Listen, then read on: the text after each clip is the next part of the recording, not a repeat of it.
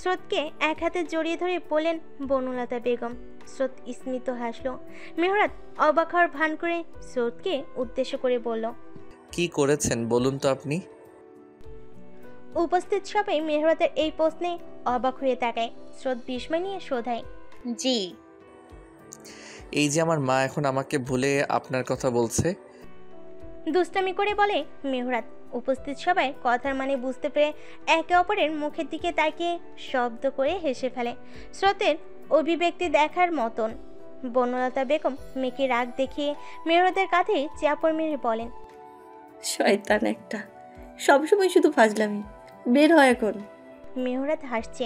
গাড়ি চলতে শুরু করলো নিজ গতি বজায় রেখে। মেহরাত গাড়ির সিটে মাথা এলিয়ে দিয়ে চোখ বুঝে রইল। তার মাথায় এখন অনেক চিন্তা। সবাই বাড়ির ভেতরে চলে গেলেও স্রোত দাঁড়িয়ে রইল। যতক্ষণ না গাড়িটা অদৃশ্য হচ্ছে ততক্ষণ গাড়ির দিকে নিষ্পলক তাকিয়ে রইল। স্রোত হাতে বই নিয়ে বিছানায় হেলান দিয়ে বসে আছে। তার শূন্য শূন্য অনুভব হচ্ছিল।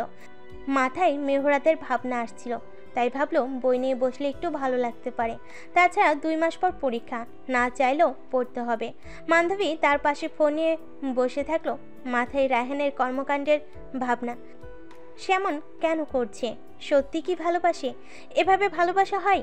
বান্ধবী ভেবে নিয়েছে সে কখনো রায়হানকে মেনে নিবে না। সে যত ভালোবাসাই থাকুক না কেন, সে 1 বছর আগের কথা ভুলে যায়নি। তার মনে পড়ে যায় 1 বছর আগের দিনগুলোর কথা। সবেমাত্র এইচএসসি পরীক্ষা দিয়ে অ্যাডমিশনের জন্য কোচিংয়ে ভর্তি হয় বান্ধবী আর ওর বান্ধবীরা। ওরা ইঞ্জিনিয়ারিং এসপিরেন্ট ছিল। ওই কোচিংয়ে রায়হান ক্লাস নিত। সেখান থেকে তাদের পরিচয়। বলা বাহুল্য, রায়হান কয়েক মাস আগে বুয়েট পাশ করে এখন একটা ফার্মে কর্মরত। তখন রায়হান 5th ইয়ারের স্টুডেন্ট ছিল। নাবালিকা বান্ধবী তখন সাবালিকা। চারিদিকে রঙিন প্রজাপতি দেখে। রায়হানকে দেখে সে প্রেমে পড়ে যায়। ক্লাস নেওয়ার সময় ড্যাব ড্যাব করে তাকিয়ে থাকতো। প্রথম প্রথম রায়হানের অস্বস্তি হলো, পাত্তা দিত না। দিন দিন বান্ধবীর জ্বালানো বেড়ে যায়। ফেসবুকে তো ভালোবাসি ভালোবাসি বলে পাগল করে ফেলতো। রায়হান ক্লাস করানোর আগে ওর টেবিলে ফুল রাখতো নিয়মিত। সবাই দেখলেও কেউ প্রকাশ করতো না। রায়হানকে অনেকদিন সরাসরি বলতে গিয়েও পায়নি। তবে দিন পার হওয়ার সাথে সাথে রায়হানও সব বুঝে না। বিরক্ত হয়ে একদিন ক্লাসের সবার সামনেই বান্ধবীকে রেগে মেগে অনেক কথা শোনে। বান্ধবীর সামনে গিয়ে রাগান্বিত স্বরে বলে, স্ট্যান্ড আপ। বান্ধবী খুশি হয়ে দাঁড়িয়ে যায়। কি সমস্যা তোমার? প্রতিদিন আমায় বিরক্ত করছো কেন? দাঁত কিরমিয়ে প্রশ্ন করে রায়হান। রায়হানের রাগ দেখে বান্ধবী ঘাবড়ে যায়। আমতা আমতা করে বলে, কোথায়? তুমি কি ভেবেছো আমি বুঝি না? টেবিলে ফুল রাখা, মাঝে মাঝে চিঠি রাখা, ফেসবুকে মেসেজ দিয়ে ইনবক্স ভরিয়ে দেওয়া, ক্লাসে ডেপ ডেপ করে তাকিয়ে থাকা, পিছনে ঘুরঘুর করা, বুঝি না আমি? আমাকে তোমার বাচ্চা মনে হয়? হোয়াটস রং উইথ ইউ ম্যান? বান্ধবী ভয় পেয়ে চোখ মুখ খিচিয়ে চুপ করে থাকলে রায়হান এবার চেঁচিয়ে ওঠে, স্কিপ আউট। আমি আপনাকে ভালোবাসি। আমতা আমতা করে বলে বান্ধবী। কথাটা শেষ না হতেই বান্ধবীর গালে থাপ্পড় পড়ে। গালে হাত দিয়ে কাতর দৃষ্টিতে চেয়ে রইল রায়হানের পানে। রায়হান রাগে কাঁপছে। সে ভুলেই বসেছে সে পুরো ক্লাসের সামনে আছে। তখনই ইরা ক্লাসে প্রবেশ করে। ইরা আর রায়হান সমবয়সী ব্যাচমেট। দুজনেই এই কোচিং সেন্টারে পড়তো। ইরা দৌড়ে ওদের কাছে এসে কি হয়েছে জিজ্ঞাসা করে। রায়হান কিছু না বলে ইরাকে এক হাতে জড়িয়ে ধরে বান্ধবীকে উদ্দেশ্য করে বলে, এই যে Ira, I love her. You are in a relationship. Next time আমাকে ডিস্টার্ব করলে এর থেকে বেশি খারাপ হয়ে যাবে বলে দিলাম। বান্ধবীর চোখ জলে টইটুম্বর। থাপড় দেওয়ায় ওর কিছু যায় আসে না। সে তাকিয়ে আছে ইরাকে জড়িয়ে ধরার দিকে। একসময় চোখের জল বাঁধ ভেঙে বেরিয়ে আসে। বান্ধবী সবার সামনেই বলে, আজকে দিনটার জন্য আপনি অনেক সাফার করবেন, অনেক। এই আমাকেই আপনি খুঁজবেন কিন্তু পাবেন না। মিলিয়ে নিন আমার কথা। বলে কাঁদতে কাঁদতে বেরিয়ে যায় বান্ধবী। পরে ইরা সব শুনে রায়হানকে বলেছিল যে তুমি এটা ঠিক করনি। বাচ্চা মেয়ে বুঝিয়ে বলেই হতো। পুরো ক্লাসের সামনে ওকে থাপ্পড় মারতে কি ঠিক হয়েছে? 2 মাস যাবৎ বিরক্ত করেছো, পাত্তা দেই নাই। তবুও ভেবেছিলাম পুরো ক্লাসের সামনে ধমকালে ঠিক হয়ে যাবে। উল্টো সবার সামনে বলে ভালোবাসি। তাই নিজেকে কন্ট্রোল করতে পারিনি। ইরা, তবুও তোমায় ওকে বুঝিয়ে বলা উচিত ছিল, আলাদা করে কথা বলা উচিত ছিল। তুমি ভুল করেছো, আগামী ক্লাসে ওকে সরি বলবা। ঠান্ডা মাথায় বলে চলে যায় ইরা। রায়হান ইরার কথাগুলো ভাবতে থাকে। সে অনেক বড় ভুল করে ফেলেছে। পরে বুঝতে পারলো সরি বলার সুযোগ পায় না। মা মরা মেয়ে বান্ধবীর প্রথম প্রেম প্রত্যাখ্যান, পুরো ক্লাসের সামনে অপমান মানতে পারেনি। সে আর কোচিংয়ে যায়নি, অনেক ভেঙে পড়েছিল। বান্ধবী ছাড়া কাউকে বলতেও পারছিল না। স্রোত পড়াশোনায় ব্যস্ত থাকায় খেয়ালও রাখতে পারেনি। অদৃষ্টে পরিহাস, বান্ধবী ইঞ্জিনিয়ারিং বিশ্ববিদ্যালয়ে চান্স না পেলেও ঢাবিতে পেয়ে যায়। রায়হান নিজের ভুল বুঝতে পেরে বান্ধবীদের কাছে ওর খোঁজ চাইলেও ওরা দেয় না। অফিসের খাতা চেক করে দেখতে পাই ওইখানে বান্ধবীদের গ্রামের বাড়ির অ্যাড্রেস দেওয়া। রায়হান আর বান্ধবীর খোঁজ পায় না। অপরাধ বোধে ভুগে একটা বছর। বান্ধবীর ধ্যান ভাঙ্গে রিহানা আর নয়না ডাকে। ওরা এসে জানায় বসার ঘরে সবাই আড্ডা দিচ্ছে। স্রোত আর বান্ধবীও যেন যোগ হয় ওদের সাথে। স্রোত যেতে না চাইলেও ওরা জোর করে নিয়ে যায়। বলে যে আমরা কালকে চলে যাব, তখন বাড়ি ফাঁকা থাকবে, বেশি বেশি করে পড়ালেখা করবে, আজকে ছুটি নাও। ড্রয়িং রুমে বাড়ির নবীন প্রবীণ সবাই উপস্থিত। সবাই নিজেদের মধ্যে হাসি ঠাট্টায় ব্যস্ত। স্রোতদের দেখতে পেয়ে বনলতা বেগম নিজের পাশে স্রোতকে বসালেন। বান্ধবীও স্রোতের পাশে বসলো। রায়হান একবার বান্ধবীর দিকে তাকিয়ে চোখ ফিরিয়ে নেয়। রিহানা আর নয়না হেসে সবাইকে বলে, জানো, গিয়ে দেখি আমাদের নতুন বউ পড়তে বসেছে। ভাবির নাম ইতিহাসে বড় বড় করে লিখে রাখা হবে যে বিয়ের পরের দিনই কোণে পড়তে বসেছে। সবাই হেসে ফেলে। বনলতা বেগম হাসি থামিয়ে স্রোতকে আদর করতে করতে বলেন, এই আমার মেয়ের পরীক্ষা 2 মাস পর। কত টেনশনে আছে ও। তোরা ওকে নিয়ে মজা করবি না? নবীন বলে ওঠে, ভাবি, আজকে আমরা আপনাকে একটু বিরক্ত করব। কালকে আমরা চলে যাব, তারপর পড়বেন। আজকে আমাদের আড্ডা দিন। স্রোত তখন স্মিত হেসে বলে, নয়না মজা করে বলে, কেন কেন, ভাইয়াকে মিস করছিলে নাকি ভাবি? স্রোত লজ্জা পেয়ে যায়। স্রোত কিছু বলবে তার আগেই নবীন বলে ওঠে, তুই তো আরিফ ভাইয়াকে চোখে হারাস। ভাইয়া যখন বাইরে থাকেন তখন হুদাই ফোন দিয়ে বিরক্ত করিস, তাহলে ভাবি মিস করবে না কেন? সবাই হেসে ফেলে। আরিফ সামনেই নয়না আরিফ দুজনেই লজ্জা পায়। নয়না লজ্জা আড়াল করে ভাইয়ের দিকে কটমট করে তাকিয়ে বলে, তুই চুপ কর, তুই দেখছিস এমন করতে? দেখিনি মানে? ভাইয়া যখন রাগ করে তোর ফোন রিসিভ করে না, তখন তো আমার ফোন দিয়ে কল করিস। এই মিথ্যে বলবি না একদম, ভালো হবে না বলে দিলাম। মেকি রাগ দেখিয়ে বলে নয়না। সবাই দু ভাই বোনে খুনসুটি দেখছে আর হাসছে। মাধবী বেগম তখন ছেলে মেয়েদের থামাতে বলে ওঠেন, এই তোরা চুপ করবি? এখানেও ঝগড়া করছিস? বাপের মতো ঝগড়টে হয়েছিস দুটো। সবাই হাসছে। নলক সাহেব তখন তেলে বেগুনে জ্বলে ওঠেন। এই মাধবী, মিথ্যা বলবে না, আমি ঝগড়া করি না, তুমি করো। তখন নয়না নবীন একসাথে বলে ওঠে, একদম আমরা বাবার পক্ষে। আসছে, আমি ঝগড়া করি? আমার সারা জীবন চলে গেল এদের পিছনে খাটতে খাটতে, আর এরা বাপের পক্ষ নেই। হাড় মাস জ্বালিয়ে খেলো আমার। মেকি রাগ দেখিয়ে বলেন মাধবী বেগম। সবাই ঠোঁট টিপে হাসছে। নলক সাহেব তখন আদুরে স্বরে বলেন, আহা মাধবী, রেগো না তো, আমি মজা করছিলাম, আমরা তোমাকে অনেক ভালোবাসি। স্রোত চুপচাপ ওদের কাণ্ড দেখছে। এমন একটা সুখী পরিবার তো ওর স্বপ্ন ছিল। সবাই কত ফ্রেন্ডলি। স্রোত মন দিয়ে ওদের খুনসুটি দেখছে। স্রোতের ধ্যান ভাঙে মেহরাতের কলে। সবাইকে একটা গুরুত্বপূর্ণ কল বলে ওর ঘরে চলে যায়। সবাই আবার নিজেদের মধ্যে আড্ডা দিতে থাকে। বান্ধবী অনেক উপভোগ করে এই পরিবারের টক ঝাল মিষ্টি খুনসুটিগুলো। ঘরে আসতে আসতে দুবার রিং হয়ে কল কেটে যায়। আবার কল করে স্রোত রিসিভ করে সালাম দেয়। সালাম বিনিময় শেষে মেহরাত জিজ্ঞাসা করে, কি করছেন? খোলা আকাশের নিচে দাঁড়িয়ে আছি, আপনি? আপনাকে মিস করছি। আমাকে মিস করছেন না? একদমই না। কেন মিস করব বলুন তো? বরং শান্তি লাগছে, কেউ জ্বালাচ্ছে না। আমি আপনাকে জ্বালাই এটা বলতে পারলেন আপনি? ঠোঁট উল্টিয়ে বলে মেহরাত। স্রোত ঠোঁট টিপে হেসে বলে, অনেক বেশি। আমি আমার বউকে জ্বালাই? আপনার কি? এটা আমার স্বামীগত অধিকার। ভাব নিয়ে বলে মেহরাত। স্বামীগত অধিকার আবার কি?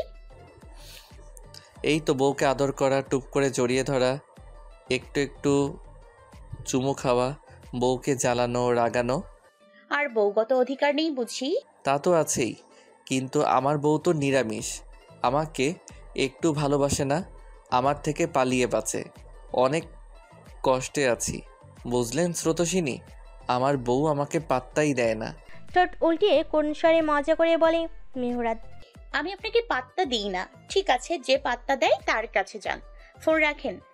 আহা, রাখছেন কেন স্রোতসিনী? শুনুন না। বলুন। এই আপনি আপনি করে কথা বললে দূরের মানুষ লাগে। আমার বউকে আমার দূরের মানুষ বলো, তাই আমি এখন থেকে তুমি তুমি করে বলবো, ঠিক আছে? আচ্ছা, আপনার ইচ্ছা। তুমিও তুমি তুমি করে বলবে। আমার সময় লাগবে। নিরামিষ কোথাকার। ফোন রেখে দেব কিন্তু। না না, আমার ভালো বউটা, সোনা বউটা, শোনো না। আদুরে স্বরে বলে মেহরাত। আবার কি? ভালোবাসি অনেক। শান্ত গলায় বলে মেহরাত। নতুন কিছু বলুন, এটা পুরনো হয়ে গিয়েছে। ভাব নিয়ে বলে স্রোত। বনিতা করে বলল মেহরাত। আপনার চালাকে আমি বুঝি না ভেবেছেন? মেহরাত শব্দ করে হেসে বলে, ভালোবাসি বলো না। এত সহজে না। শুনেই ছাড়বো। চেষ্টা করতে থাকেন। বলা লাগবে না, যখন থাকবো না তখন ঠিকই বলবে, আমি শুনতে পাবো না আর কি। স্রোতকে ইমোশনাল করার জন্য কথাটা বলেও স্রোত রেগে যায়। সব সময় ফাজলামি ভালো লাগে না। ফার্দার আমার সামনে এসব কথা বলবেন না। মজা করছিলাম, সরি। স্রোত কিছু বলে না, তার রাগ লাগছে। মা চলে যাওয়ার পর এই কাউকে বিশ্বাস করলো, ভরসা করলো, নিজের আত্মার সঙ্গী করলো। তার হারিয়ে যাওয়ার কথা মেনে নিতে পারছে না সে। মেহরাত সারা শব্দ না পেয়ে বলে, আমাকে হারানোর ভয় পাও, তবু ভালোবাসি বলো না। বলবো না, খারাপ লোক। বলে ফোন কেটে দেয় স্রোত। মেহরাত বুঝেছে বউ রেগেছে, আবার ফোন করতে থাকলো। বেশ কয়েকবার ফোন বাজার পর স্রোত রিসিভ করলো, কিন্তু কথা বললো না। আমি তো ভুলেই গেছিলাম, আমার বউয়ের অনেক রাগ। থলি বউ, আর বলবো না এমন। ঠোঁট উল্টিয়ে বলে মেহরাত। ঠোঁট উল্টানো দেখে স্রোত হেসে ফেলে, আবার কথা বলতে শুরু করে। স্রোত নিজের পরিবর্তন নিজেই খেয়াল করেছে। এই লোকটা তাকে পরিবর্তন করে ফেলেছে, আগের মতো করে দিচ্ছে। এই লোকটার সাথে কথা বলে সে নিজের খোলসে থাকতে পারে না, ইচ্ছে করে না। নিজেকে অষ্টাদোষী মনে হয়, যে কিনা নতুন নতুন প্রেমে পড়েছে, যার পাখির মতো ডানা মেলে উঠতে ইচ্ছে করে, রঙিন প্রজাপতি হতে ইচ্ছে করে। সময় আর স্রোত কারোর জন্য অপেক্ষা করে না। সময় অনেক দ্রুত চলে যায়, সব কিছু পরিবর্তন করে দিয়ে যায়। মেহরাত স্রোতের বিয়ে হয়েছে 1 মাস শেষ। সময়ের সাথে সাথে মেহরাত স্রোতের সম্পর্কের উন্নতি হয়েছে। তার পেছনে মেহরাতের সম্পূর্ণ ক্রেডিট থাকলেও স্রোতের খুব কম নেই। তার পেছনে মেহরাতের সম্পূর্ণ ক্রেডিট থাকলেও স্রোতেরও খুব কম নেই। সে তার ইচ্ছেকে প্রাধান্য দিয়েছে। স্রোতের দিনগুলো আগের মতো ব্যস্ততায় কাটলেও মন আগের মতো গম্ভীর নেই। মন এখন প্রেমে পড়েছে, এক মেজরের প্রতি কঠিন প্রেমে পড়েছে। স্রোত আবার প্রদমে লেখাপড়ায় মনোযোগ দিয়েছে। বনলতা বেগম তাকে রান্নাঘরের আশেপাশেও যেতে দেয় না, ধমকে রুমে পাঠিয়ে দেয় পড়ার জন্য। তার একটাই কথা, বিয়ের প্রভাব যেন পরীক্ষার উপর না পড়ে। স্রোত মাঝে মাঝে ওনাকে দেখে অবাক হয়, এত ভালো শাশুড়ি পৃথিবীতে আছে, সেটা বনলতা বেগমকে না দেখলে জানতেই পারতো না। এখন তো বেশিরভাগ দিন উনি স্রোতকে খাবার খাইয়ে দেন। স্রোতের মাও এমন করতেন, যখন পরীক্ষা এগিয়ে আসতো, পরীক্ষা চলতো, তখন তিনি স্রোতকে খাইয়ে দিতেন। ওনারও একটাই কথা ছিল, তুমি শুধু পড়তে থাকো, আর কিছু চাই না তোমার থেকে। স্রোতের মনের ভয় এখন নেই বললেই চলে। ভয় উকি দিলেও সে পাত্তা দেয় না। প্রতি রাতে মেহরাতের সাথে কথা হয়। মেহরাত নতুন নিয়ম করেছে, সে ভিডিও কলে কথা বলবে প্রতিদিন। তার বউ পড়বে আর সে দেখবে। সে চায় না তার বইয়ের সময় নষ্ট হোক। এসব ভাবতে ভাবতে স্রোতের ঠোঁটে হাসি ফুটে ওঠে। বারান্দায় দাঁড়িয়ে দাঁড়িয়ে গত 1 মাসে ঘটে যাওয়া সব কিছু ভাবছিল স্রোত। তার ধ্যান ভাঙে ফোনের আওয়াজে। সে জানে তার মেজর কল দিয়েছে। প্রতিদিন এমন সময়ই কল দেয়। স্রোতের সাথে কথা বলে চুপ হয়ে যায়। স্রোত টেবিলে বসে পড়ে আর সামনের ফোনে ভিডিও কলে থাকে। অনেক সময় এভাবে দেখতে দেখতেই মেহরাত ঘুমিয়ে যায়। আবার অনেক সময় স্রোতের সাথে সারা রাত জেগে ভোরে ঘুমোতে যায়। স্রোত অনেক নিষেধ করলো, সে শোনে না। প্রথম কয়েকদিন স্রোতের একটু অস্বস্তি হলো, এখন হয় না। এখন সে পাক্কা মেহরাতের পো। বেশ কয়েকবার রিং বাজার পরেও স্রোত কল রিসিভ করে না। স্রোতের মাথায় দুষ্টু বুদ্ধি চেপেছে। সে জানে এখন কল রিসিভ না করলে মেহরাত একটু রাগ দেখাবে, কিন্তু স্রোত জানে বেশিক্ষণ রাগ দেখাতে পারবে না। আবারও দুটো রিং হওয়ার পর 3বারের মাথায় স্রোত কল রিসিভ করে, সামনে রেখে দেয় ফোন। মেহরাত মেয়েকে রাগ দেখিয়ে বলে, কয়টা কল দিয়েছি তোমায়? বেশি না, মাত্র 9টা। মেহরাতের রাগকে পাত্তা না দিয়ে ভাব নিয়ে বলে স্রোত। গুনেছো অথচ রিসিভ করনি? দাঁত কিরমিয়ে বলে মেহরাত। আমার ফোন আমার বর ফোন দিয়েছে, আমার ইচ্ছা কখন রিসিভ করব নাকি করব না। দিস ইজ নট ফেয়ার স্রোত, জানো তো আমার টেনশন হয়। হাল ছেড়ে দিয়ে বলে মেহরাত। সে জানে এই মেয়ের সাথে রাগ দেখিয়ে লাভ নেই, সে পাত্তা দিবে না তাকে। Everything is fair in love and war. ভাব নিয়ে বলে স্রোত। Oh that means you admit that you are in love with me. বাঁকে হেসে বলে মেহরাত। স্রোত নিজের কথাই নিজেই ফেসে যায়। এদিক ওদিক তাকানো শুরু করে। আমতা আমতা করে বলে, কথার কথা বলেছি, আমি সিরিয়াসলি নিয়েছি। যা খুশি করুন গিয়ে। মেয়েকে রাগ দেখিয়ে বলে স্রোত। সেটাই তো পারছি না বউ। ঠোঁট উল্টিয়ে বলে মেহরাত। যতবার মেহরাত বউ সম্বোধন করে ততবার স্রোতের বুকটা ধক করে ওঠে। মনে হয় এই শব্দটাই মাদকতা মেশানো থাকে। মেহরাতের কথা বুঝতে না পেরে স্রোত প্রশ্নাত্মক দৃষ্টিতে তাকালে মেহরাত আবার ঠোঁট উল্টিয়ে বলে, এই যে তোমাকে আদর করতে পারছি না। স্রোত যেন লজ্জা পায়, চোখ ফিরিয়ে নেয়। মেহরাত এবার গাঢ় স্বরে ডেকে ওঠে। প্রতোষিনী। এই একটা সম্বোধনই যথেষ্ট স্রোতকে ওলটপালট করার জন্য। সে ছোট্ট করে জবাব দেয়, আমার অনেক আদর আদর পাচ্ছে। বাচ্চাদের মতো অনুনয় করে বলে। আর বইয়ে মুখ রেখে বলে স্রোত। অনেক প্রেম প্রেমও পাচ্ছে। আর তোমাকে কোলে নিতে ইচ্ছে করছে। আর এই তুমি মজা নিচ্ছ? স্রোত ঠোঁট টিপে হেসে বলে, একদম। এই তাকাও আমার দিকে, তোমার বইগুলা আমার সাথে সতীনের মতো আচরণ করে। নাক টেনে টেনে বলে মেহরাত। তাকালাম। চোখ ফোনের স্ক্রিনে তুলে বলে স্রোত। তুমি আমার ইমোশন নিয়ে মজা নিতে পারলে? পারলাম। নাও নাও, বেশি করে মজা নাও। তুমি তো আমার কষ্টটা বুঝলে না। নাক টেনে টেনে ভনিতা করে কোন স্বরে বলে মেহরাত। কি কষ্ট শুনি? শুনে যুক্তিযুক্ত মনে হলে আমিও না হয় আপনার সাথে একটু কষ্ট বিলাস করব। মুচকি হাসলো স্রোত। তুমি আবার মজা নিচ্ছ? যাও, আর কথাই বলবো না। ওকে, রেখে দিচ্ছি ফোন। ফোনের দিকে হাত বাড়িয়ে বলে স্রোত।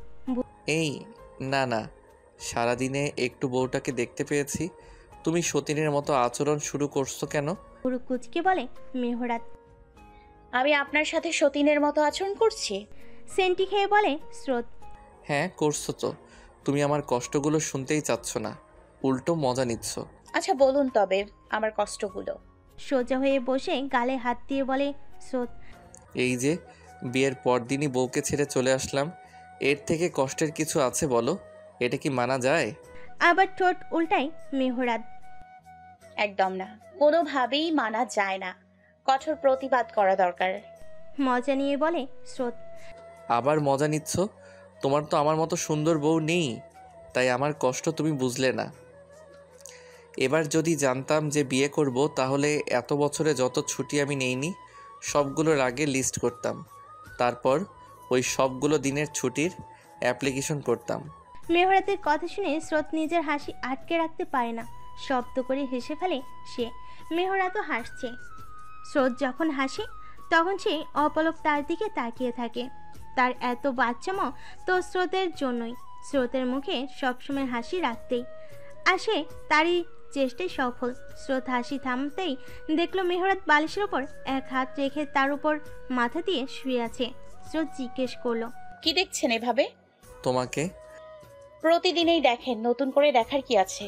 তবু মন ভরে না, প্রতিদিন নিয়ম করে নতুনভাবে তোমার প্রেমে পড়ি স্রোত। স্রোত বিপরীতে স্মিত হাসলো, তবে কিছু বলল না। মেহরাত আবার বলল, জানো স্রোত, জীবনে কখনো প্রেম করিনি, কখনো ওই সুযোগটাই পাইনি। যখন বিয়ের সময় হলো তখন ইচ্ছে করতো না কোনো মেয়ের দিকে চোখ পড়তো না। আমার মনে হতো যে আমার অর্ধাঙ্গিনী হবে, সে যখন আমার সামনে আসবে তখন আমি বুঝতে পারবো। সে সামনে থাকলে আমার অন্যরকম অনুভূতি হবে, অপরিচিত অনুভূতি। আর হলোও তাই। অল্প কয়েকদিনে তোমাকে নিজের কাছে পেয়ে গেলাম। আমায় কেন ভালোবাসলেন? মন বলেছিল বলে। কি বলেছিল আপনার মন? মনের নাকি তোমাকে চাই, তুমি নাকি তার খুবই প্রয়োজনীয় কেউ। কথাটা শুনে স্রোত চমৎকার হাসলো, মাথায় দুষ্টু বুদ্ধি চাপলো। মেহরাতকে একটু রাগিয়ে দেওয়া যাক। জানেন মেজর সাহেব, আমি না একজনকে হ্যালোসিনেশন করছি। মলিন স্বরে বলল স্রোত। কাকে? হতভম্ব হয়ে শোয়া থেকে উঠে জিজ্ঞাসা করে মেহরাত। একটা ছেলেকে। ছেলেটা আমায় প্রপোজ করেছিল। এখন এখন শয়নের স্বপনে চারিদিকে শুধু তাকেই দেখি, কথা বলি তার সাথে। করুণ কণ্ঠ বলে স্রোত। মেহরাতের রাগ লাগছে, জল শক্ত হয়ে আসছে, কপালের রগগুলো ফুলে উঠছে। ইচ্ছে করছে হাতের ফোনটা ছুঁড়ে ফেলে দিতে। রাগ নিবারণ করার চেষ্টা করছে সে। শান্ত গলায় বলে, তুমি কি ভুলে গেছো তুমি ম্যারিড? আমি তো ভুলিনি, কিন্তু সে প্রচন্ড জ্বালাচ্ছে। I feel him everywhere. Maybe I am in love with him. Proposal accept করব ভাবছি। You feel him? Really? Are you out of your mind? দাঁত কিরমিরে বলে মেহরাত। আমি সজ্ঞানে বলছি, আই ফিল হিম। তোমায় আমি খুন করব বেয়াদব, সাথে ওই ছেলেকেও। সব কিছু সহ্য করে নেই বলে বেশি বার বেড়েছ। জল শক্ত করে বলে ফোন কেটে দেয় মেহরাত। কত বড় সাহস, ওর বউকে প্রপোজ করে। তার কল্পনায় আসে, আবার তার বউ কিনা হ্যালুসিনেশন করে ফিল করে, কথা বলে, প্রপোজ অ্যাকসেপ্ট করার কথা বলে। সাহস কত! রাগে বিছানার পাশে অবস্থিত টি টেবিলের উপর থাকা গ্লাসটা ছুঁড়ে মারে। গ্লাস ভেঙে চুরমার হয়ে যায়। এরই মধ্যে ফোন বেজে উঠলে দেখে স্রোত কল করেছে, কিন্তু সে রিসিভ করেনি। অনবরত কল আসায় সে ফোন অফ করে দেয়। তার মাথায় চলছে অন্য কিছু। অন্যদিকে স্রোত ভেবেছিল একটু মজা নিবে, কিন্তু মহাশয় তো রেগে বোম। সে ফিল করে হ্যালুসিনেশন করে, কিন্তু সেটা তো মেহরাতকেই করে, তা বিয়ের কয়েকদিন পর থেকেই। তার অবচেতন মস্তিষ্ক মেহরাতকে নিজের আশেপাশে কল্পনা করে নেয়, যেটা কঠিন প্রেমে পড়ার লক্ষণ। সে বারবার কল করে যাচ্ছে, অথচ অপর পাশ থেকে সুন্দর কণ্ঠের অধিকারী এক রমণী বলে চলেছে, আপনি যে নম্বরে কল করেছেন সেটি এখন বন্ধ আছে, অনুগ্রহ করে কিছুক্ষণ পরে আবার চেষ্টা করুন। স্রোত ভাবনায় পড়ে যায়। কে জানতো অন্য কারোর কথা শুনে এত রেগে যাবে? কি হবে এখন? পূর্ব আকাশে সূর্য উঠেছে, নতুন একটা সুন্দর দিনের ঘোষণা জানাচ্ছে। কিন্তু স্রোতের দিনটা খারাপ যাবে, কারণ তার মন খারাপ। সারা রাত ঘুম হয়নি তার, পড়তেও পারেনি। মন খারাপ থাকলে সে পড়তে পারে না। একটু পরপরই মেহরাতকে কল করেছে, কিন্তু ফলাফল একই, ফোন অফ। নিজেকেই নিজে হাজারটা গালি দিয়েছে। কেন মজা করতে গেল সে? আবার নিজেই নিজেকে বলছে, আমি কি জানতাম নাকি এত রেগে যাবে? কোনো এককালে কোনো এক মহাপুরুষ বলেছিলেন, পুরুষ তার শখের নারীকে অন্য কারোর সাথে সহ্য করতে পারে না। স্রোতের কাছে এখন কথাটা সত্যি মনে হচ্ছে। নিজের করা ভুলে নিজে অনুতপ্ত সে। এসব ভাবতে ভাবতেই কলেজে চলে যায় সে। কলেজের ব্রেক টাইমেও অনেকবার কল করেছে মেহরাতকে, রিং হলেও মেহরাত রিসিভ করেনি। সে ভেবে নিয়েছে যদি সন্ধ্যার মধ্যে কথা না হয় তাহলে এক অদ্ভুত কাজ করবে। হলো তাই, সন্ধ্যার মধ্যে কথা হয়নি। স্রোত বাসায় ফিরে ফ্রেশ হয়ে বনলতা বেগমের রুমে নক করে। আন্টি আসবো? না, আসবে না। কতদিন বলেছি আন্টি না ডাকতে?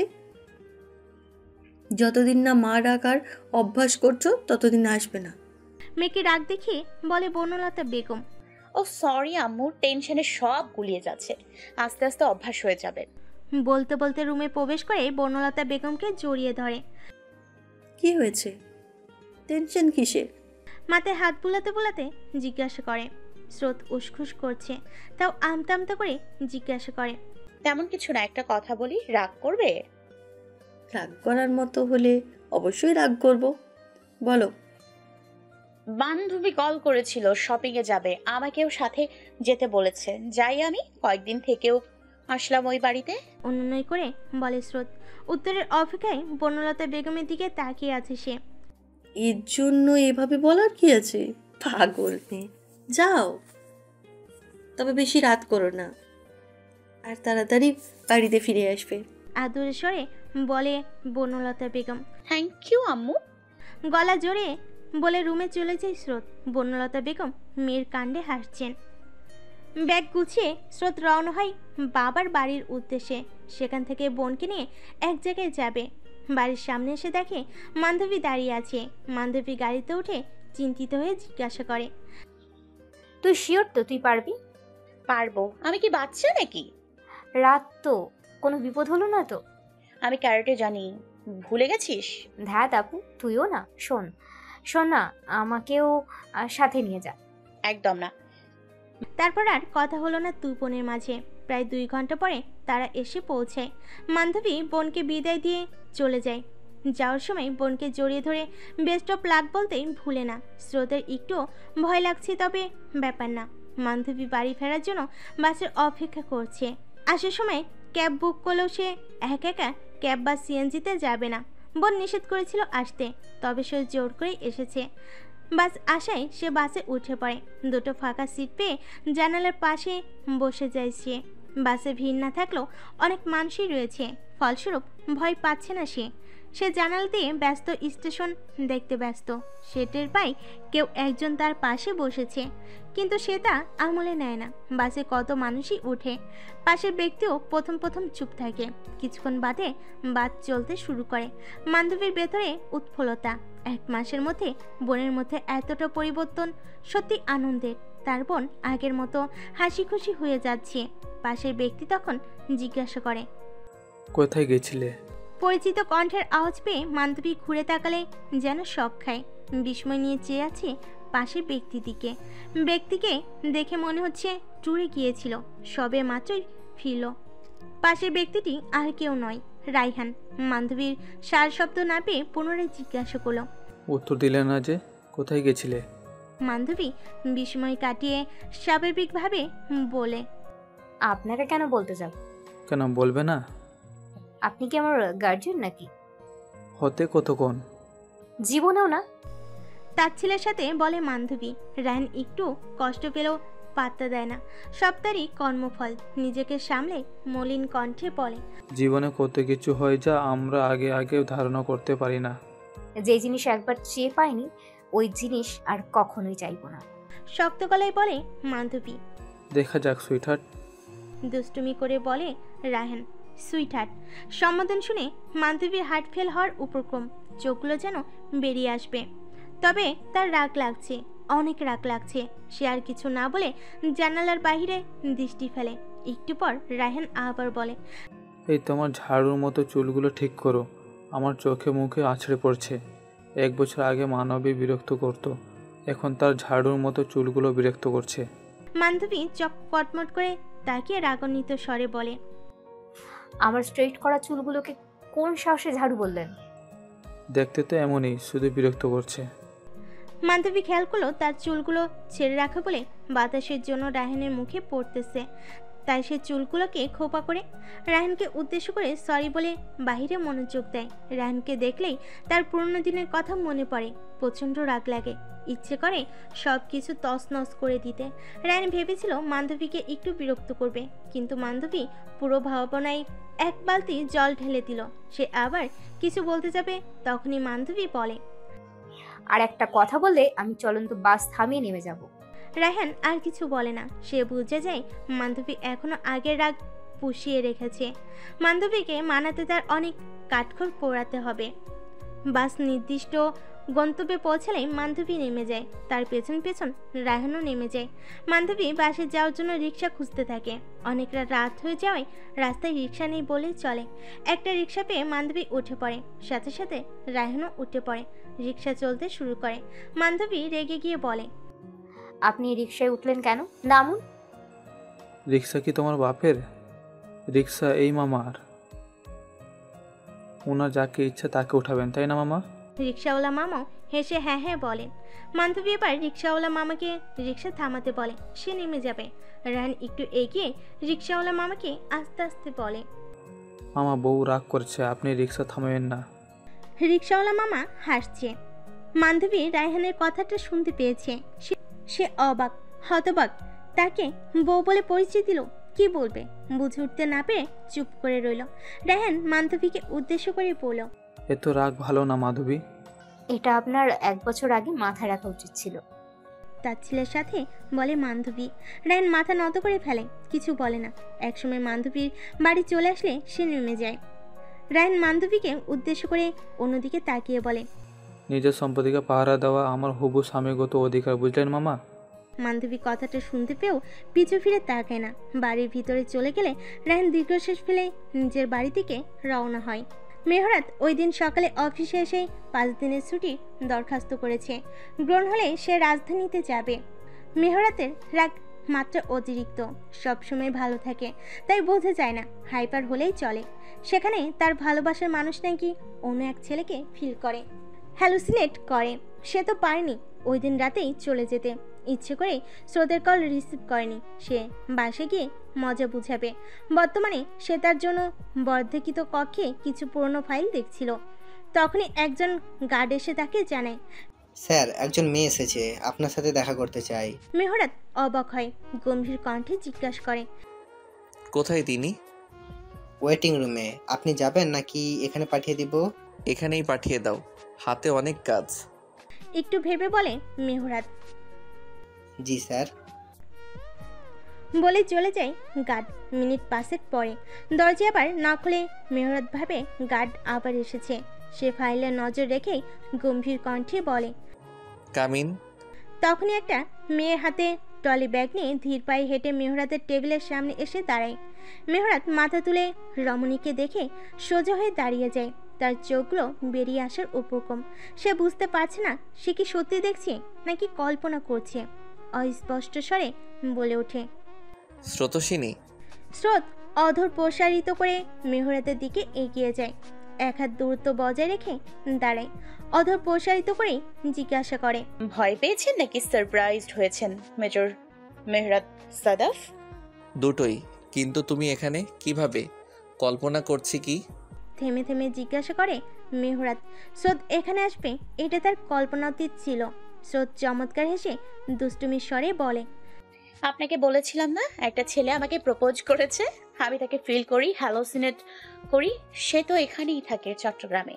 তার সাথে দেখা করতেই তো এখানে এসছে। প্রপোজাল অ্যাকসেপ্ট করা যায় কিনা ভাবছি। স্রোতকে দেখে মেহরাত যতটা অবাক হয়েছিল, খুশি হয়েছিল, এক মুহূর্তে সব রাগে পরিণত হয়ে গেল। চেহারার রং পাল্টে গেল। রাগে কপালের রগগুলো ফুলে উঠেছে। তাও নিজেকে শান্ত করার বৃথা চেষ্টা করে বলে, আমি সত্যি কথা বলছি। আমি তাকে সর্বত্র অনুভব করি। আপনি বলে স্রোত। এবার আর মেহরাত নিজের রাগ দমন করতে পারল না। এক হাত দিয়ে স্রোতের গাল চেপে ধরে আরেক হাত দিয়ে স্রোতের ডান হাত চেপে ধরে। দাঁত কিরমিরিয়ে বলে, ইচ্ছে করছে দাঁতগুলো একটা একটা করে খুলে ফেলি। শুনে রাখো, পাগুলো ভেঙে ঘরে বসিয়ে রাখবো। না হয় খুন করে মৃতদেহ সংরক্ষণ করে তার সাথে সংসার করব। অন্য কারোর কথা মাথায় আনবে না।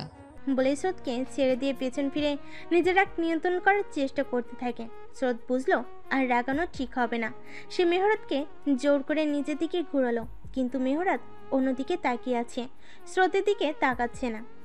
স্রোত নিজের দুহাতের আঁচলে মেহরাতের মুখটা নিয়ে নিজের দিকে ফেরাতে ফেরাতে বলে, তাকান আমার দিকে। মেহরাত চুপ। তাকান না।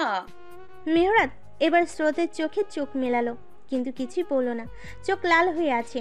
হাই, ঘটে কি নিয়ে ডিফেন্সে জব করছেন? মানে? হতভম্ব হয়ে জিজ্ঞাসা করে মেহরাত। মানে নিজেকে নিয়ে নিজেই জেলাস ফিল করছেন মেজর সাহেব? Are you serious? Yes I am. আমি যাকে ফিল করি, হ্যালোসিনেট করি, সে আমার সামনে দাঁড়িয়ে আছে। সে 2 দিন আমার ফোন রিসিভ করছিল না, তাই আমি এখানে চলে এসেছি। বলে মেহরাতকে ছেড়ে দিয়ে পেছন ঘুরে তাই। ব্যাপারটা বুঝতে একটু সময় লাগে মেহরাতের। যখনই বুঝতে পারে তখনই এক হ্যাসকা টানে স্রোতকে নিজের কাছে নিয়ে আসে। টাল সামলাতে না পেরে স্রোত মেহরাদের বুকে গিয়ে পড়ে। মেহরাদ স্রোতের কোমরে হাত রেখে ওর কপালে কপাল ঠেকায়। অবশেষে দুজনেরই চোখ বন্ধ। মেহরাদ নরম স্বরে বলে, কলিজা ফেটে যাচ্ছিল স্রোত, বুকটা চিনচিনে ব্যথা করছিল, আত্মায় যেন পানি আসলো এখন। আর এমন মজা করো না প্লিজ, আমি সইতে পারি না। গতকাল রাতে স্রোত চট্টগ্রামের উদ্দেশ্যেই মান্ধবীকে নিয়ে বাস স্টেশন পর্যন্ত আসে। মান্ধবী তাকে টিকিট কেটে বাসে উঠিয়ে দিয়ে গেছে। স্রোত মান্ধবীর সাথে পরামর্শ করেই এসেছে। সারা রাত বাস থেকে ভোরের দিকে চট্টগ্রামে পৌঁছায়। তারপর একটা হোটেলে গিয়ে ফ্রেশ হয়ে রেস্ট নিয়ে 11টার দিকে চট্টগ্রাম সেনানিবাসের উদ্দেশ্যে বের হয়। বর্তমানে স্রোত মেহরাদের সামনে বসে আছে। মেহরাদ কাজ করছে, কাজের ফাঁকে ফাঁকে স্রোতের দিকে তাকাচ্ছে। চোখের ইশারায় স্রোতকে লেগফুল করছে আর হাসছে। স্রোত প্রথম প্রথম রাগী দৃষ্টিতে তাকালেও এখন পাত্তা দিচ্ছে না। নিজেরই লজ্জা লাগছে। ঝোঁকের বসে কি কাজটাই না করে ফেলো। ঢাকা থেকে চট্টগ্রাম চলে আসছে, এখন মেহরাদ তো পচাবেই, মজা নিবে। স্রোত বলেছিল হোটেলে ফিরে যেতে, মেহরাদ নিষেধ করে এখানেই বসিয়ে রেখেছে। কে কি ভাবে বলবে সেটা মেহরাদ ম্যানেজ করে নিবে। তখনই দরজায় নক করে একজন মেয়ে ক্যাপ্টেন প্রবেশ করে। তার নাম ক্যাপ্টেন সামিরা সুলতানা। সে গত 2 বছর যাবৎ মেহরাদকে পছন্দ করে, হাবভাবে বোঝা যায়, কিন্তু সরাসরি প্রকাশ করে না। মেহরাদ রাখলে তার চাকরির ওপর প্রভাব পড়তে পারে, তবে তার হাবভাবে মেহরাদ বুঝেও পাত্তা দেয় না। সামিরা এক অপরিচিত সাধারণ নারীকে দেখে অবাক হয়। এখানে তো থাকার কথা না।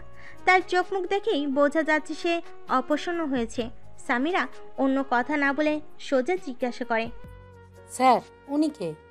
মেহরাতের মুখ দেখে বোঝা যাচ্ছে এই প্রশ্ন শুনে সে মোটেও খুশি নয়। সে কিছু বলতে যাবে তার আগেই স্রোত বলে ওঠে, পরিচিত, একটা প্রয়োজনে এসেছিলাম। সামিরা স্রোতের দিকে তাকিয়ে আছে। মেহরাদের মুখ দেখে বোঝা যাচ্ছে স্রোতের উত্তর শুনে সে খুশি হয়নি, উল্টা রেগে গেছে। সে রাগান্বিত স্বরে সামিরাকে উদ্দেশ্য করে বলে, আপনি নিশ্চয়ই এই প্রশ্ন করার জন্য এখানে আসেননি, কেন এসেছেন সেটা বলুন। মেহরাদের কথা শুনে সামিরার মাথা নত হয়ে যায়। সে বলে, সরি স্যার। প্রয়োজনের কথা বলুন। কাটকাট গলায় বলে মেহরাদ। সামিরা জানালো এখনই মিটিং ডাকা হয়েছে সব অফিসারদের নিয়ে, মেহরাদকে যেতে হবে, সাথে আরও অনেক কিছুই বলো। স্রোত সপ্তাহে খুঁটিয়ে খুঁটিয়ে অবলোকন করেছে। মেয়েটার হাবভাব তার একদম ভালো লাগেনি। মেহরাদের দিকে কেমন দৃষ্টিতে তাকিয়ে থাকে। স্রোতের কেন জানি এই দৃষ্টিটা ঠিক লাগছে না।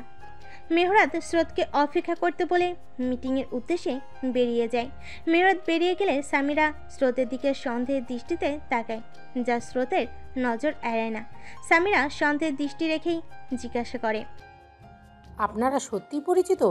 অন্য কোনো সম্পর্ক নেই তো? কেন বলুন তো? না এমনি। আপনি মেহরাজ স্যারকে পছন্দ করেন? জিজ্ঞাসা করে স্রোত উত্তরের অপেক্ষায় সামিরার মুখপানে চেয়ে আছে।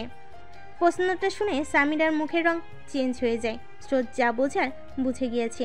রাগ লাগছে, তবুও নিজেকে সামলে আবার বলে, আমাকে বলতে পারেন, আমি হেল্প করতে পারবো।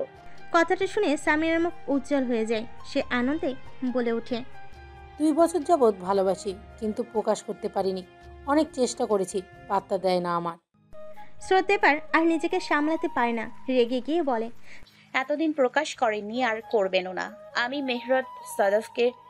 মেহরাদ সাদাফের স্ত্রী মিসেস স্রোত চিনি। মেহরাদ সাদাফ। সামিরা বিস্ময় নিয়ে স্রোতের মুখ পানে তাকিয়ে আছে। কি বলবে বুঝতে পারছে না।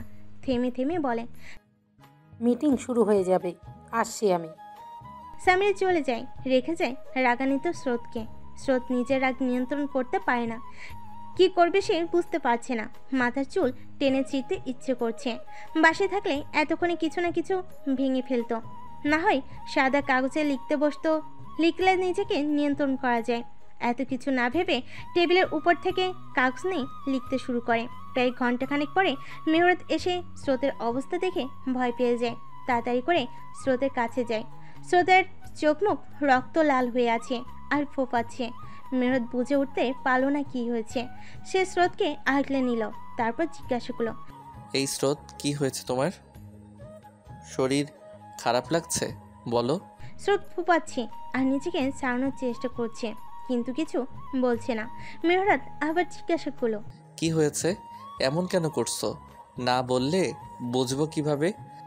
আমি অতি সহজে কাউকে নিজের করি না, আর একবার যদি করে ফেলি তাহলে তার উপর অন্য কারোর নজর আমি সহ্য করতে পারি না। আপনার উপরেও কারোর নজর আমি মেনে নিব না, মানতে পারছি না আমি। আপনি আমার, একান্তই আমার, শুধুই আমার। আপনার ওপর শুধু একজনের অধিকার, আর সেই একজনটা আমি, আর কেউ নয়।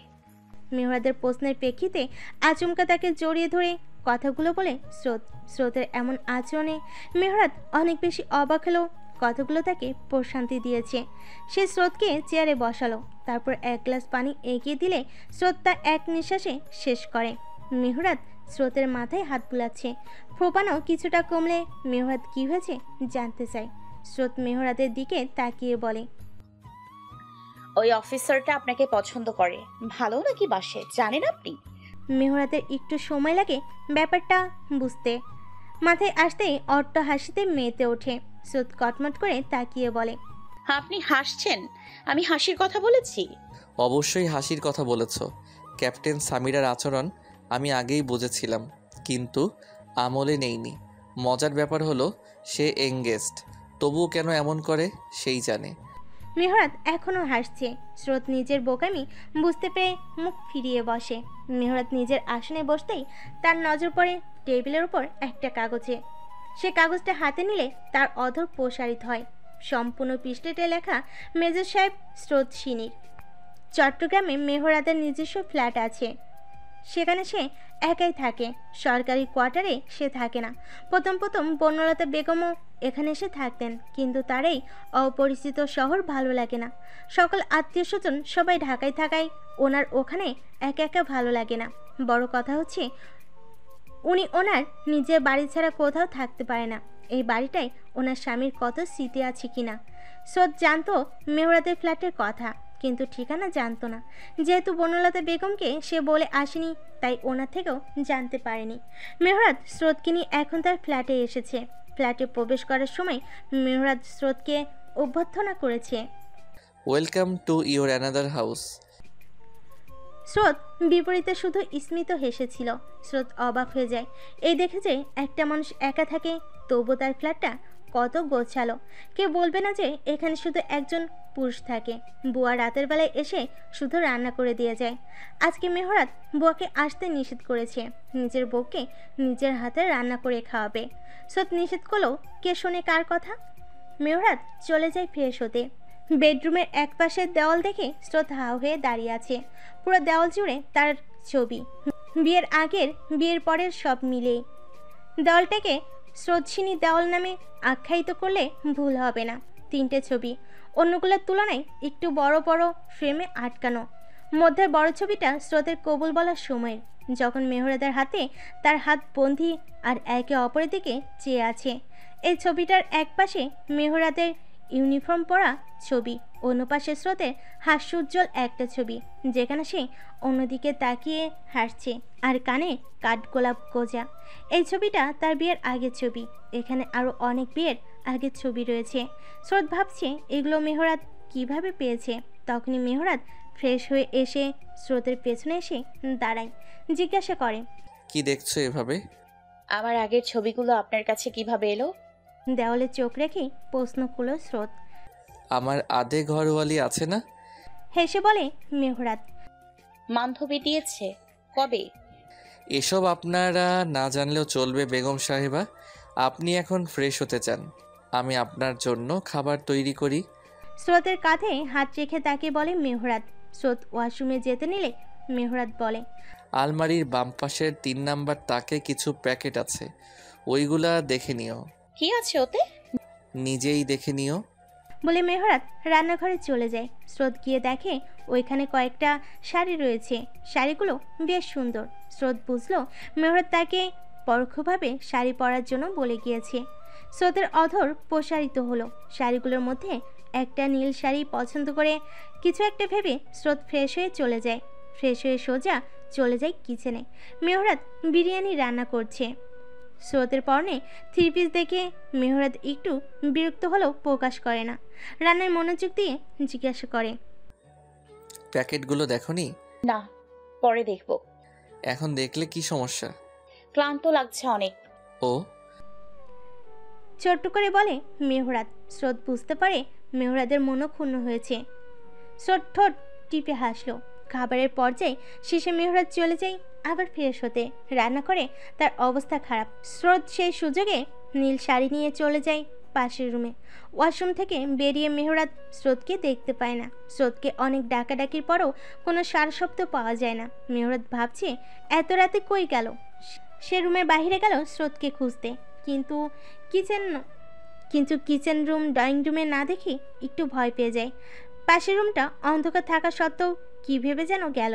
দেখতে পেল বেলকনির দরজা খোলা। এগিয়ে গেল মেহরাত। নীল শাড়ি পরিহিতা এক মানবী চন্দ্রবিলাসে ব্যস্ত। সে যেন চাঁদের আলোয় স্নান করছে। মেহরাতের ঠোঁটে হাসি ফুটল। নারীকে পেছন থেকে দুহাতে বন্দি করে খোলা চুলে মুখ ডোবালো স্রোত। শিউরে উঠলেও পত্রিকা দেখালো না। মেহরাত ওভাবেই বলল, বাহ, বউ আমার আজকে একের পর এক সারপ্রাইজ দিয়েই যাচ্ছে। ব্যাপার কি? স্রোত নীরব রইল। মেহরাত আবার বলল, তোমার এই ভয়ঙ্কর রূপটা অনেক মিস করেছি স্রোত। স্রোত এবার নীরব। মেহরাত মুখ তুলে কাঁধে মাথা রেখে বাঁকে হেসে বলল, আজ আমার বউ আমাকে জেলাস ফিল করাতে গিয়ে নিজেই জেলাসিতে ভুগেছে। ব্যাপারটা সুন্দর ছিল। স্রোতের নীরবতা মেহরাতের একটু বিরক্ত লাগলো। সে স্রোতকে ঘুরিয়ে নিজের দিকে ফিরিয়ে জিজ্ঞাসা করলো, কি হয়েছে? চুপ করে আছো কেন? ওভাবেই ভালো লাগছিল। বলে আবার মেহরাতের বুকে পিঠ ঠেকিয়ে দাঁড়ায় স্রোত। মেহরাতও আগলে নেয়। এভাবে সময় কত পার হয়েছে কে জানে। স্রোত হঠাৎ বলতে শুরু করলো, I did not come to you for love, but I feel in love inside. I feel in love inside. Now I cannot stray, nor can I live. Why does not it feel like a mistake? মেহরাতের অধর প্রসারিত হলো। বাঁধন যেন আরো দৃঢ় হলো। সে প্রশান্তির হাসি হেসে বলল, তাও ভালোবাসি বলবে না? না। বলো। বলবো না। যাও, বলতে হবে না। মেহরাত আচমকা স্রোতকে কোলে তুলে নেয়। হঠাৎ হয় স্রোত চোখ মুখ খিচিয়ে মেহরাতের শার্টের কলার খামচে ধরে। মেহরাত বাচ্চামো করে রুমে যেতে যেতে বলল, চলো চলো, ঘরে চলো। কেন? চাঁদের আলো তোমার সর্বাঙ্গ ছুঁয়ে দিচ্ছে, আমার হিংসে হচ্ছে। হ্যাঁ, চাঁদের আলো কেন তোমাকে ছুবে? আমি ছুঁয়ে দিব। তোমাকে অন্য কেউ কেন স্পর্শ করবে? আমি করব। বলতে বলতে স্রোতকে বিছানায় শুয়ে দেয় মেহরাত। তারপর নিজেও পাশে শুয়ে পড়ে। স্রোত হতভম্ব হয়ে চেয়ে আছে। যাদের আলোকেও কেউ হিংসা করতে পারে। ঘরে পিনপতন, নীরবতা, অন্ধকারচ্ছন্ন। উভয়ের দৃষ্টি সিলিং ফ্যানটার দিকে। তার চুপ, সময় চুপ, প্রকৃতি চুপ। মেহরাত নীরবতা ভেঙে ক্ষীণস্বরে ডাকল, স্রোতসিনী। উপরের দিকে চোখ রেখেই স্রোত বলল, বুকটা খালি খালি লাগছে। স্রোত না বোঝার ভান করে জিজ্ঞাসা করল, কেন? এখানে এখন একজনের থাকার কথা ছিল, কিন্তু সে দূরে সরে আছে। ভাবছি এখানটায় ক্যাপ্টেন সামিরা সুলতানাকে জায়গা দিব। স্রোত তড়িৎ গতিতে মেহরাতের বুকে মাথা রেখে শক্ত গলায় বলল, দুজনকেই খুন করব। মেহরাত শব্দ করে হেসে ফেল। শক্ত করে জড়িয়ে ধরল নিজের স্রোত সিনীকে। অনেকক্ষণ পরে মেহরাত স্রোতকে ডাকলো, স্রোত। স্রোতে গা ভাসাবো। স্রোত শিউরে উঠল। তবু না বোঝার ভান করে বলল, বুঝিনি। আদর করব। স্রোতের হৃৎপিণ্ড সর্বোচ্চ গতিতে স্পন্দিত হচ্ছে। সে এক ঝটকে নিজের জায়গায় চলে আসলো। থেমে থেমে বলল, এখন না। কেন? এমনিতেই। আচ্ছা। আর একটা কথাও বলল না মেহরাত। পাশ ফিরে চুপ করে রইল। স্রোত যেন মেহরাতের নীরবতা মানতে পারল না। সে মেহরাতকে ডাকলো, শুনুন না। পাশ না ফিরে জবাব দেয় মেহরাত, এদিকে তাকান না। শুনছি তো, বলো। পাশ ফিরে না তাকেই বলে মেহরাত। এবার স্রোত মেহরাতের হাত টেনে তাকে নিজের দিকে ফেরাতে ফেরাতে বলে, ডাকছি না আমি, তাকান এদিকে। বলো। স্রোত মেহরাতের দিকে ঝুঁকে ওর হাত দিয়ে নিজের ঠোঁট ছুঁয়ে বলে, এখানে একটা চুমু দিন তো। বিস্ময়ের জোয়ারে ভেসে গেল মেহরাত। তবুও চাপা রাগ দেখিয়ে বলে, কেন? আমার চুমু খেতে ইচ্ছে করছে, তাই। দেবেন কিনা বলেন, না দিলে বলুন। আমাকে অনেকে পছন্দ করে, তাদের কাছে চাইবো। বাই। বলে স্রোত সরতে নিলেই মেহরাত তাকে শক্ত করে ধরে বালিশে শুয়ে দিল। স্রোতের দিকে ঝুঁকে দাঁত কিনমিনিয়ে পড়ল। বড্ড বার বেড়েছ। স্রোত মুচকি হাসলো। কাজ হয়েছে।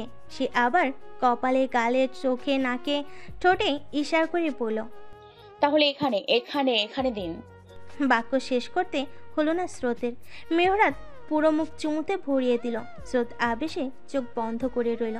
সবচেয়ে গভীর চুমুটা খেলো ঠোঁটে, তারপর গলায়, ঘাড়ের, বুকে। স্রোত বাধা দিল না। ধীরে ধীরে প্রগাঢ় হলো স্পর্শ। নিষিদ্ধ মাদকতায় ধীরে ধীরে প্রগাঢ় হলো স্পর্শ। নিষিদ্ধ মাদকতায় চুরমার হলো লজ্জা, অপেক্ষা।